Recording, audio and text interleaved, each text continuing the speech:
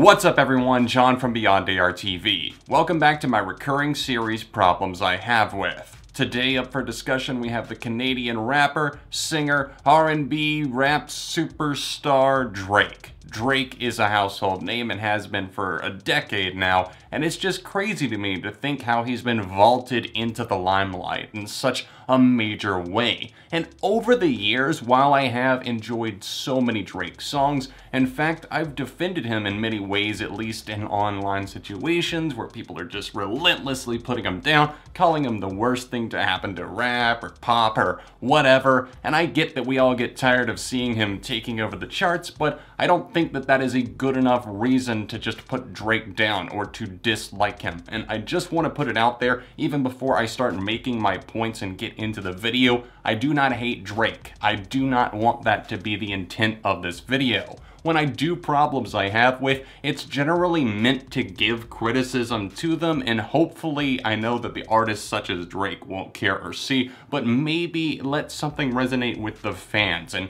have them really give a different perspective to things and maybe have a new outlook themselves. Anyways, this is all just my opinion today. I don't hate Drake, but I do have issues and problems with him, and I haven't done this series in a while, but I do have a few up my sleeve that I want to bring back. So look out for that in the near future. Make sure you're subscribed if you're not already. Leave a like on the video if you do enjoy the discussion, and here is my very first point.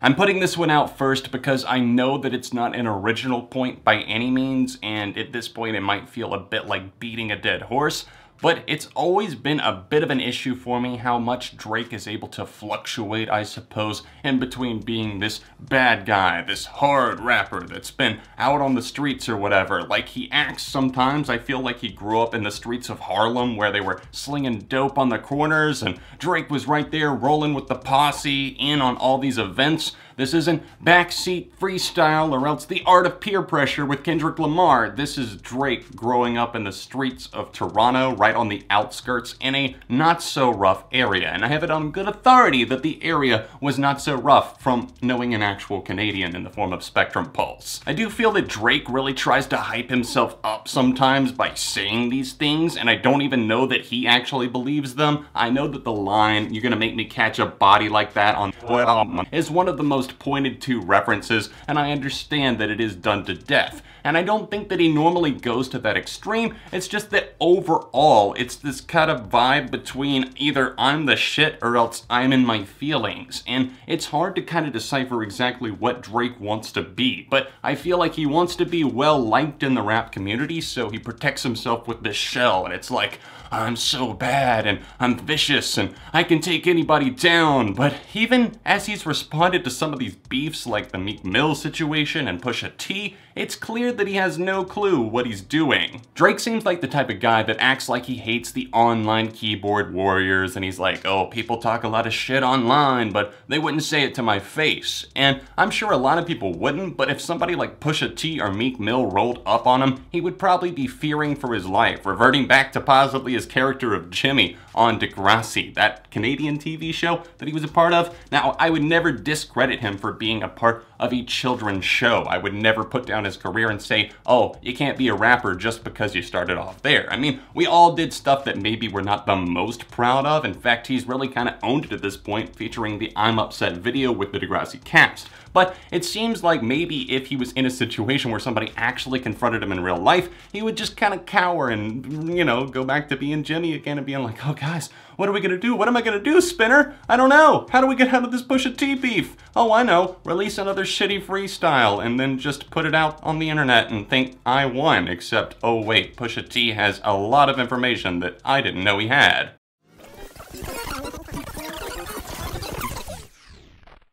This is something that I have been fed up with for a while now, because I feel like the lyrics have been getting stale ever since Nothing Was the Same. Ironically, that I bring up that title, Nothing Was the Same, when everything after that kind of feels like more of the same. He takes from Take Care, he takes from Nothing Was the Same, and those are great projects, I think. In fact, I will defend the hell out of both of those albums as being really solid, if not great.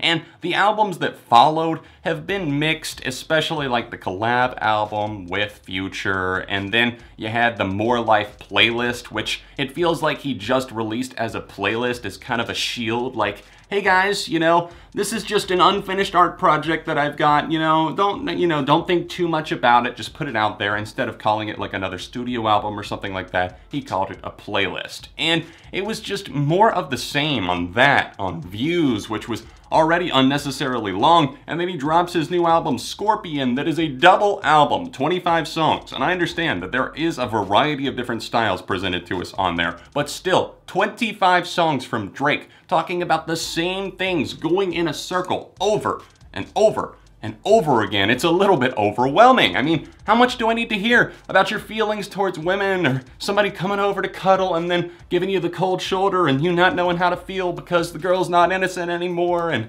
now you're really just in your feelings, and now you're like, oh, fuck that, I'm gonna be in the club, I'm on my hard shit, like I'm fine, I'm rolling with the homies, no one's gonna touch me, but then come over at like 3 a.m. and let's watch a movie and Netflix and chill. It's just all so tiring. I mean, the man mixes it up sometimes, but my God, I think I've heard everything in the book from him at this point. You always know when the cycle of Drake is complete, when it goes from women to deep thinking and critical thinking to acting tough, then partying, and then connecting back to his feelings once again. It's a vicious cycle, but it's one that the mainstream doesn't seem to have gotten tired of for whatever reason.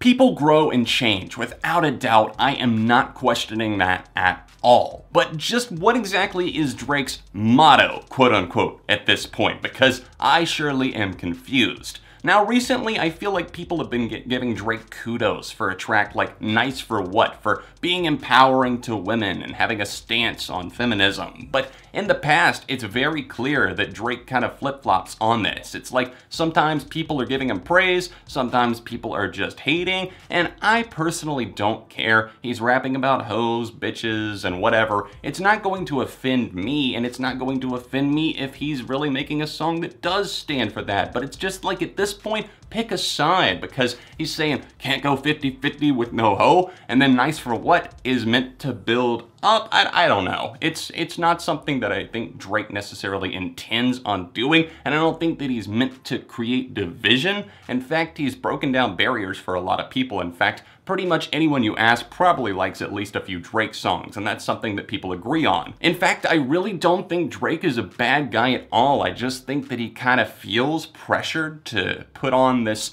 personality or this persona to be this big bad guy in a way, but also have connected feelings so that he can really simultaneously claim the throne of R&B and rap. But how does he wear the crown? It seems like it hangs too heavy on one side more often than not. It's swaying, and it makes the listener kind of confused as a result of that, especially to somebody paying attention. So many of the songs feel like exaggerations and extensions of Drake's persona that might be there at the core, but then again, there's always been the ghostwriter accusations, and people have supposedly identified the individual. I'm not gonna comment on that because I genuinely don't know if Aubrey Graham is out here writing his own raps or not. That's not necessarily for me to assume or to say. But what I am saying is that the consistency just isn't there. He is the one writing the rhymes, apparently, but maybe he's just as confused internally as the messages to his followers are.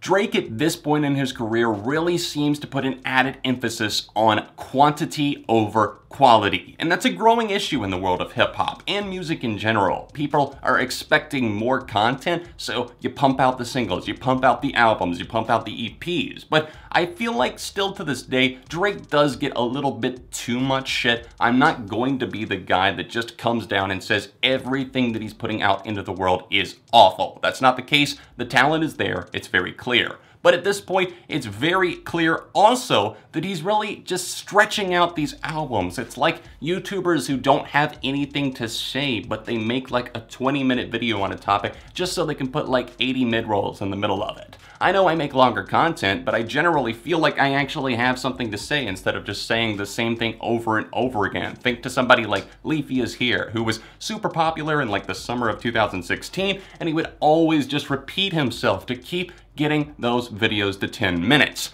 And when it didn't work out for him, it was evident that he really had nothing to offer the listener other than cycling over and over again. And I do feel like that's a bit of what Drake does. Now, over the course of his new 25-song album, Scorpion, he definitely repeats himself, maybe not just on the album Scorpion, but he repeats some of the things that he said before. The songs feel similar, and it just feels like he's gaining the streaming system because he cares about chart impact and lasting success there. It's so obvious that the fat could have been trimmed off on some of the records like More Life, especially, my god, Views, and obviously Scorpion. Even the album with Future, that collab record, just felt bloated, and I know that one was shorter, but still, it just felt like they were putting out songs for the sake of putting something out to the world. And to some, that might be fine. And if you're okay with that, then I'm not coming down on you for enjoying what you enjoyed. But the fact is, I don't feel like Drake really values any kind of artistic integrity, and he'd rather just play with the charts instead.